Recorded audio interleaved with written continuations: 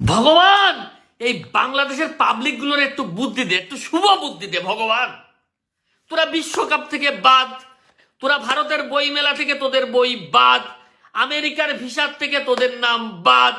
আর ভারত যদি এখন চাল আটা চিনি বন্ধ করে, সঙ্গে যদি পেঁয়াজ রসুন আদা, আর তার সাথে যদি আরো অ্যাড করে মেডিসিন আর টিকা, শোন, এই বিশ্বের মানচিত্রের থেকে তোদের তো দেশের নামই উঠে যাবে, মুছে যাবে। কাকা আপনি একটু লেবু খান, আপনি বোধহয় পিনিকে আছেন। পিনিকটা কেটে গেলে তারপর ভিডিও বানাইতে আসেন। বাংলাদেশের মানুষকে এসব ফালতু কথা বলে ভয় দেখিয়ে কোনো লাভ নাই, কারণ বাংলাদেশের মানুষ গত বছরে বুঝে গেছে এইসব পেঁয়াজ রসুন চাল ডাল বন্ধ করে দিলে কারা না খেয়ে মরবে, বাংলাদেশের মানুষ না, উল্টো ভারতের কৃষকরাই না খেয়ে মরবে। সেটার উদাহরণ হিসেবে গত বছর বাংলাদেশ পেঁয়াজ কিনা বন্ধ করে দিছে, আর তারপরের দৃশ্যটাই দেখেন।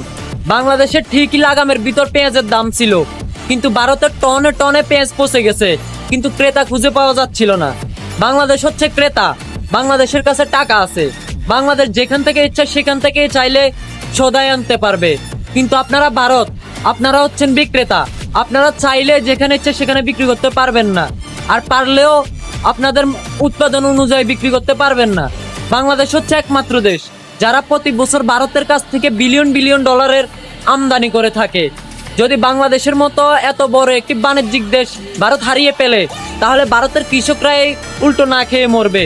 অতএব বাংলাদেশকে উল্টাপাল্টা কথা বলে ভয় দেখিয়ে কোনো লাভ নাই। আপনারা নত স্বীকার করেন, মুখের জোরে কথা বললেন না, বুঝছেন?